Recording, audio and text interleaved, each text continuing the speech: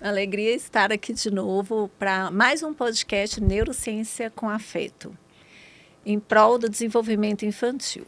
E hoje a gente vai falar de algo mais prático. A gente escuta muitas frases no nosso consultório e também quando a gente escuta outros pediatras relatando o que eles ouvem em relação a uma família que está suspeitando de uma criança que tem atraso. Então, essa família acha que o filho tem atraso. Como que é essa trajetória? O que ela escuta no primeiro momento? Ela se sente acolhida? Ela se sente ouvida? Ela sente que as pessoas validam os sentimentos delas ou não? E é sobre isso que a gente vai falar. Eu sou doutora Liu, eu sou neuropediatra e estou aqui ao lado do doutor Frederico. Né, doutor Fred? É uma satisfação tê-la aqui comigo, viu, doutora Liu? Também é uma satisfação, sejam bem-vindos todos vocês que participam aqui conosco dessa nossa conversa. Vamos falar aí, então, né, dos desafios da intervenção precoce, de tudo aquilo que atrapalha, que não é baseado em evidência científica, para que as crianças possam receber estímulos e que consigam alcançar o seu pleno potencial no momento crítico do desenvolvimento. Eu sou Frederico, psicólogo-diretor do Instituto Bora Brincar.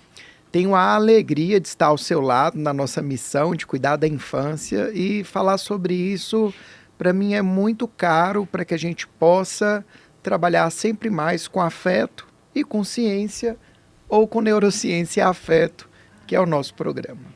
É isso mesmo. A gente atende muitas famílias, inúmeras. Já tem bons anos, né? Que eu atuo na área da pediatria, da neuropediatria. E as famílias trazem as suas angústias nas histórias.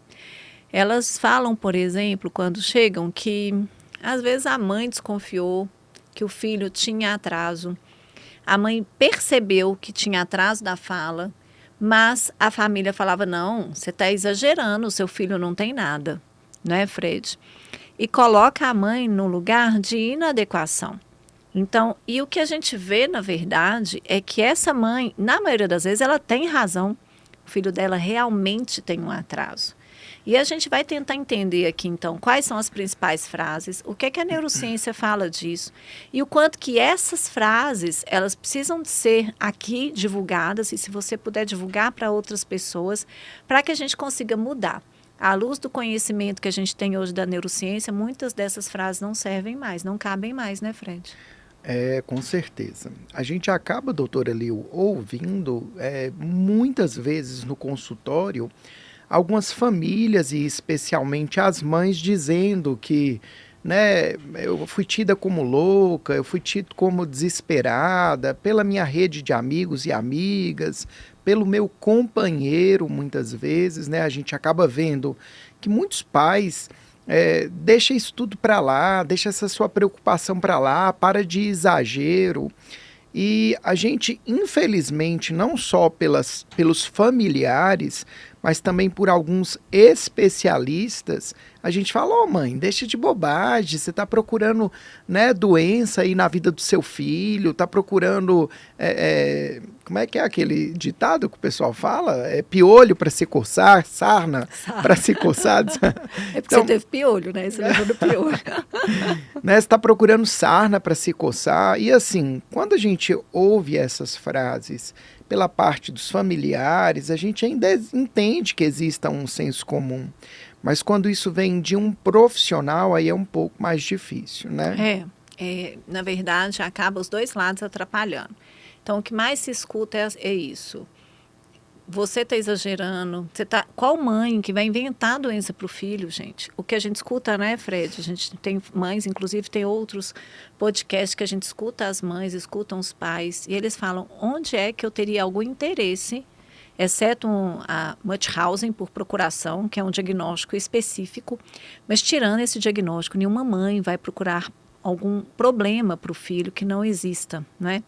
Então, o que a gente vê é o contrário, é que a mãe percebe bem o filho, ela é conectada com o filho, o pai é conectado com o filho, então eles conhecem do seu filho. Só que as pessoas ao redor, às vezes, não é numa tentativa ruim, não, é uma intenção boa de coração. Porque a pessoa fala assim, não, isso não é nada não, porque tentando minimizar a dor daquele que está trazendo, que está tentando abrir o seu coração. Então, assim, nossa, eu estou preocupada, eu estou triste, estou achando que meu filho está atrasado em relação à fala, ou que ele não brinca tanto com as outras crianças, ou que ele está se isolando no aniversário, no parquinho. E aí a outra pessoa que escuta, familiar, ou igual o Fred falou, o cônjuge, que também não tem experiência com outras crianças, acaba falando assim, não, que isso, não é nada não, ele é normal. Por quê? Porque vê a criança crescendo, ganhando peso, não é? Desenvolvimento motor bom, a criança já está correndo, já está subindo nos brinquedos, então fala, olha ali, ele está correndo, está pulando, está brincando, não é? Então é uma criança que está normal, não tem nenhum problema. E isso então acaba atrasando a busca de um atendimento de qualidade. Então isso acontece, a gente não está aqui para julgar as pessoas, muitas vezes com uma intenção de amar, de tentar aliviar. Só que essa tentativa de amar pode prejudicar. E aí, por outro lado, o que o Fred falou foi muito importante, é quando isso vem dos profissionais. Então, muitos profissionais que às vezes acompanham as crianças e as mães ou os pais trazem as suas angústias e falam, não, cada criança tem seu tempo. Ou, vamos esperar o tempo dele. Gente, Fred, eu não aguento mais ouvir isso. Na neurociência de hoje, 2024... que a gente está gravando hoje, não cabe mais esse tipo de frase.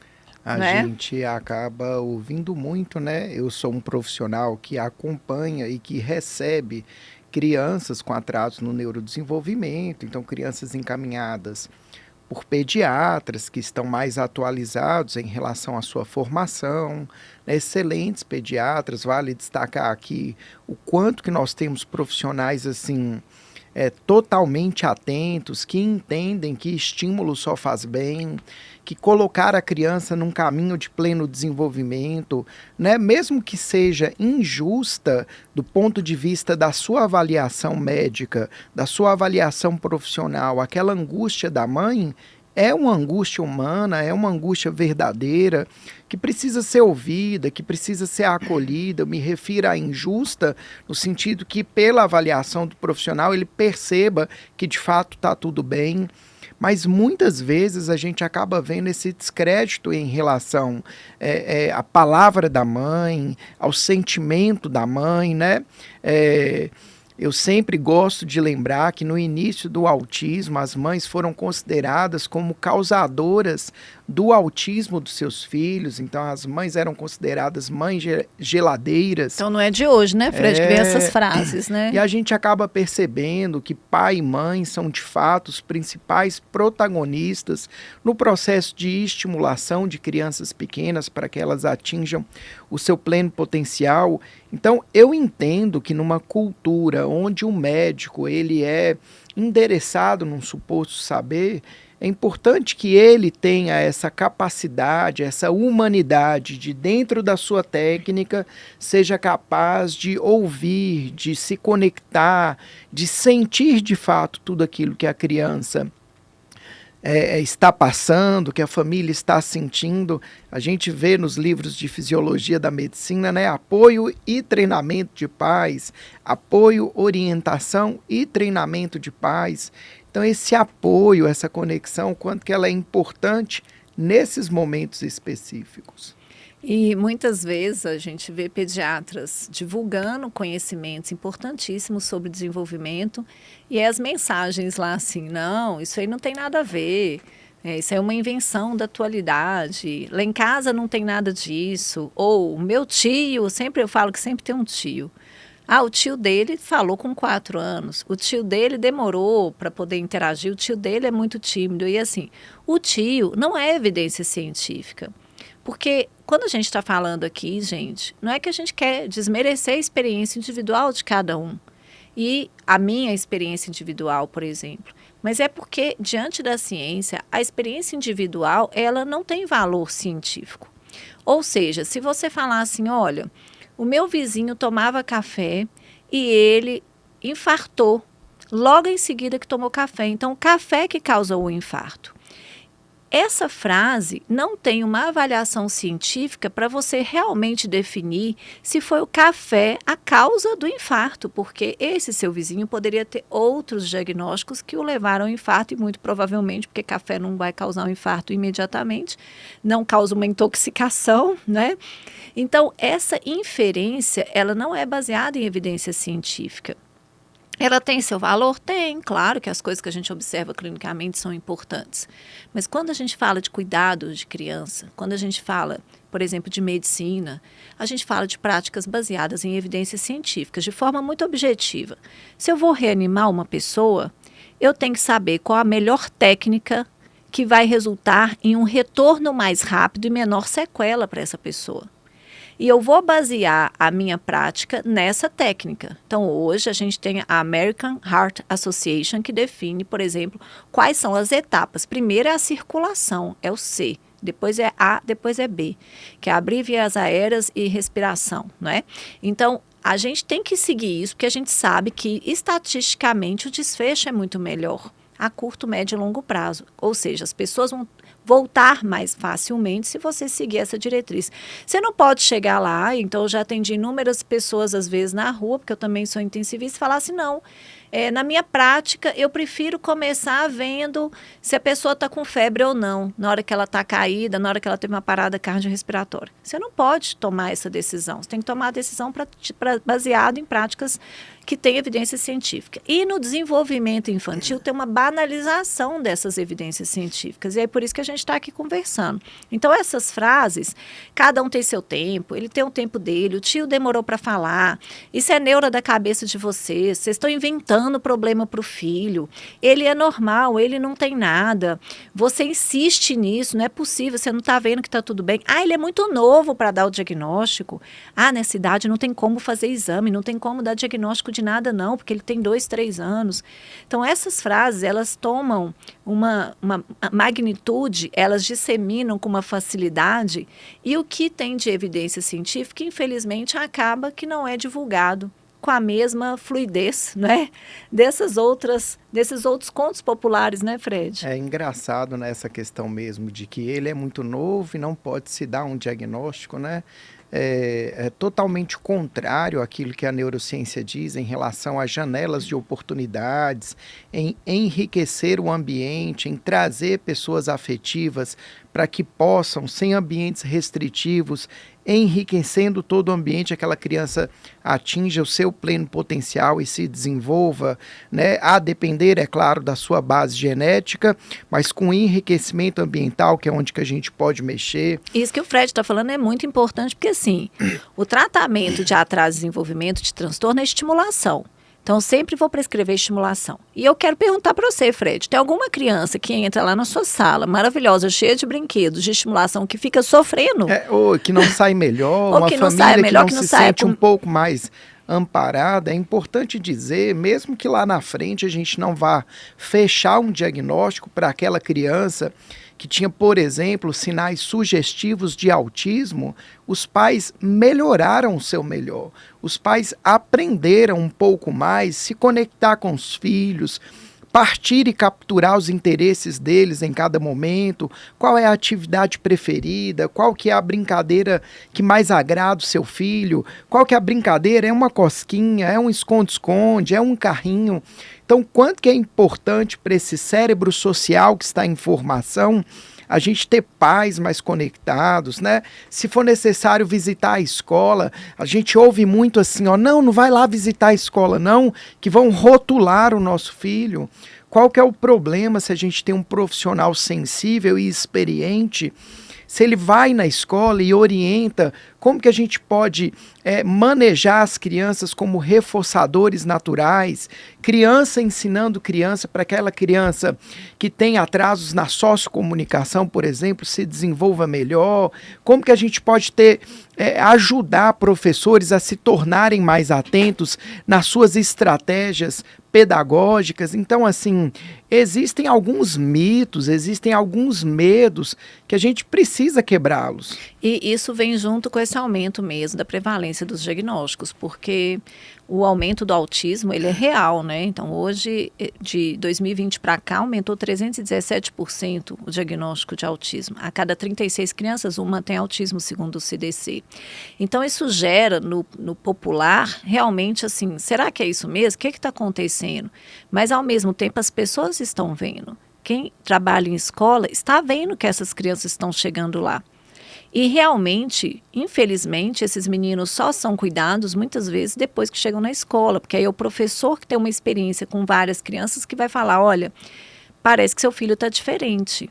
E a família, às vezes, ainda chega, porque aí tem muitas famílias também que acabam tendo dificuldade porque não tem tanta experiência com outras crianças e falam, olha, a escola quer arrumar defeito para o meu filho. Tem essa vertente também, né? Isso é interessante. E aí, assim, não é que a gente tem que dar logo um diagnóstico de transtorno, mas, gente, com certeza, a gente tem que detectar imediatamente qualquer atraso do desenvolvimento ou qualquer regressão em marcos do desenvolvimento. Por quê, doutora Liu, que eu tenho que detectar imediatamente? Vamos pensar, o cérebro está em fase de formação.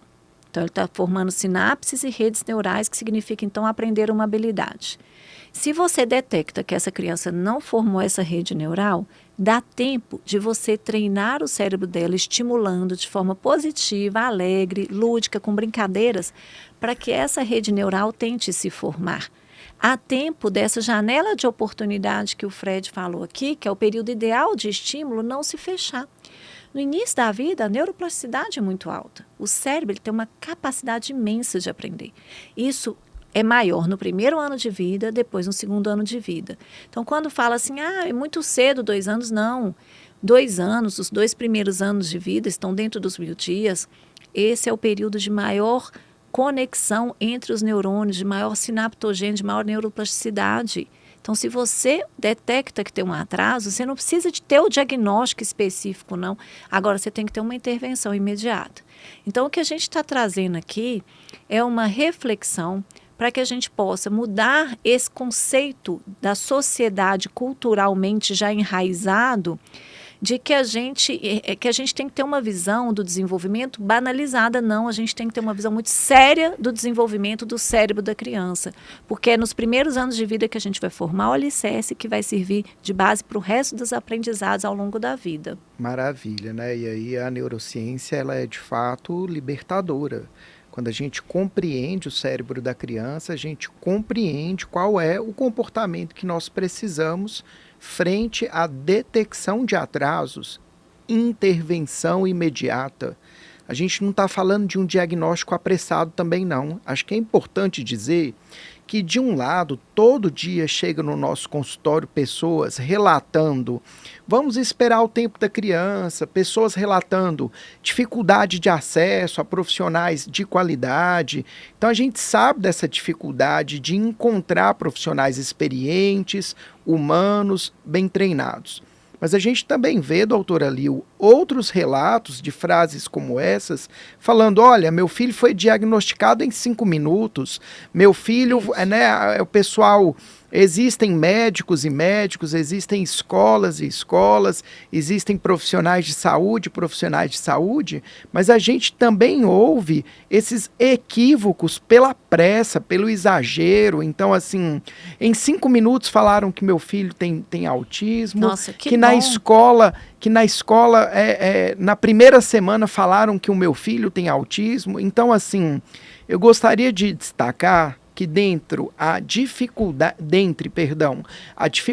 de acesso para encontrar um diagnóstico bem feito e o diagnóstico feito de maneira exagerada, a gente está falando de 2 extremos da mesma situação, o conhecimento é libertador e esse conhecimento baseado na neurociência pode fazer que atrasos detectados o quanto antes possibilitem intervenções imediatas. Se vai ter um diagnóstico ou não é uma coisa mais para frente, não é isso? É isso, adorei você falar isso, que isso é extremamente importante. A angústia das famílias, elas trazem para a gente isso, ou que não foram ouvidas, ou em relação à suspeita, ou que as pessoas já foram muito rápidas em tentar dar um diagnóstico, de falar de forma abrupta. Tem que ser detectado, tem que ser comunicado, mas tem que ter afeto na comunicação. Tem um ser humano ali e a gente ama o filho, a gente é pai, eu tenho 3 filhos. Eu amo meus filhos. A gente não quer que tenha nada diferente com o nosso filho. Se a gente acha que tem alguma coisa diferente é porque realmente a gente está querendo cuidar. E essas famílias, elas se sentem muito perdidas nessas 2 situações que você falou. Elas não se sentem realmente acolhidas. Só que para você, por exemplo, cuidar de uma criança com um transtorno do espectro do autismo, é essencial o papel do pai e da mãe. Então, o pai e a mãe, eles são extremamente importantes para estimular essa criança, para interagir, para se conectar, para que ela possa alcançar os marcos do seu desenvolvimento dentro do potencial de cada um, independente se ela seja nível 1, 2 ou 3. Ela tem autismo, ela tem potencial de melhorar, ela tem potencial de aperfeiçoar. Ela vai continuar sendo autista e ela tem que ser respeitada dentro da sua condição de autista também, porque a gente não quer fazer com que a pessoa autista não tenha autismo, assim, desmerecendo ela como ser humano. Ela é um ser humano como qualquer outro. Todos nós somos seres humanos. Mas tem habilidades que, se a gente treinar, ela vai aprender, não é, Fred? E aí isso vai facilitar a vida dela, porque a gente também acompanha adolescentes autistas, adultos autistas. A última formação que eu fiz em Harvard foi autismo ao longo da vida, então assim, acompanhando até o final da vida. Então, como que o que a gente faz no início, como que isso vai repercutindo ao longo do crescimento? Por isso que esse olhar cuidadoso, e eu falo aqui, vou reforçar o que o Fred falou. Se a gente tem alguma suspeita, tem instrumentos validados para que você saiba se o desenvolvimento está normal ou não. Então é simples. Eu tenho uma suspeita. Então vamos fazer uma avaliação formal. Olha, dentro da avaliação ele está bem. Dentro da avaliação ele tem atraso nessa área, então a gente tem que fazer isso aqui para estimular. É simples. Com carinho, com afeto, né, Fred? Eu não sou da parte biológica, né?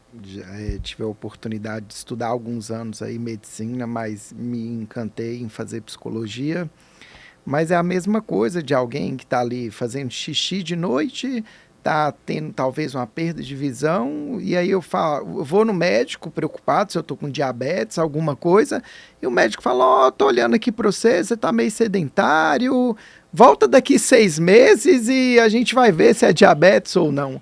Por que eu não, independente do diagnóstico e daqueles, né? Intervenção. É claro que se você quiser falar da conduta médica, mas esse indivíduo, certamente, ele vai se beneficiar se ele dormir melhor, comer melhor, ter oportunidade de lazer, fazer atividade física. Então, eu vou orientar esse estímulo imediatamente frente àquele sinal. O que se dirá, então, do cérebro da criança que está em pleno desenvolvimento?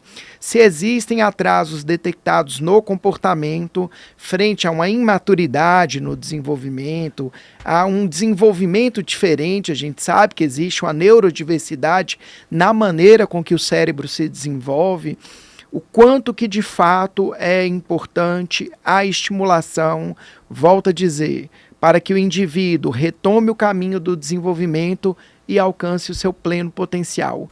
Estímulo só faz bem, foi o que aprendi com a doutora Lilbiana, não é isso mesmo? É isso mesmo. Estímulo positivo oferecido com afeto só faz bem. A criança, ela quer aprender.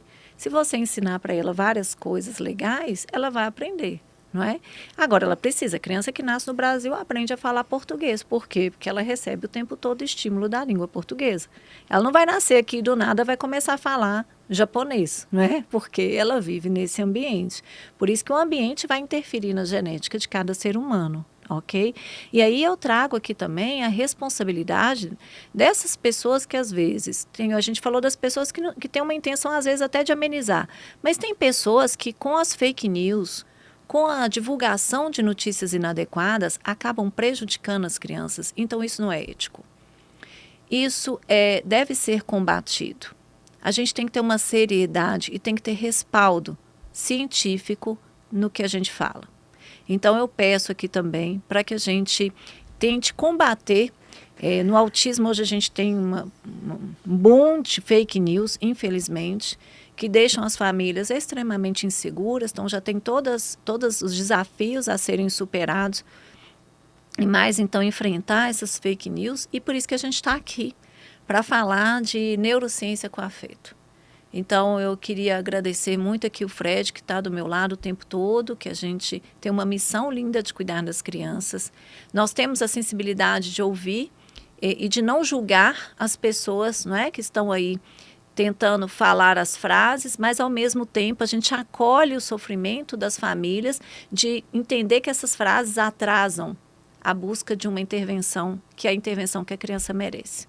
Então, vamos nos basear na ciência, vamos cuidar com carinho das nossas crianças e vamos divulgar, né, Fred, para que as pessoas entendam, principalmente as pessoas mais antigas, às vezes, que as coisas estão mudando. A neurociência, o cérebro está sendo desvendado cada vez mais e a gente pode maravilhas no desenvolvimento infantil. Eu queria terminar, né, dizendo aqui que você que está nos ouvindo, essa nossa conversa, apreciando o nosso debate, compartilhe esse conteúdo, compartilhe. A gente disse aqui, diante de um atraso, intervir o quanto antes é o que a ciência nos diz. Isso é uma verdade. E intervir com práticas baseadas em evidência, né? O que é prática baseada em evidência, né? Entender que quanto mais precoce, melhor. Quanto mais a gente tem um ambiente ao longo do dia rico em estímulos de afeto, sociais, de brincadeira, brincar sempre será, claro que pautado em planos terapêuticos, a melhor maneira de promover o desenvolvimento de uma criança. A criança comer bem, a criança dormir bem, movimentar o seu corpo, amor de pai e mãe, escola de qualidade. Tudo isso faz bem para qualquer criança, então eu gostaria de deixar aqui o meu recado. Estimule o quanto antes e com práticas baseadas em evidência. Você compartilha esse conteúdo, Neurociência com Afeto, e até o nosso próximo episódio. Tchau, até o próximo. As nossas crianças agradecem. Um beijo no coração de cada um de vocês.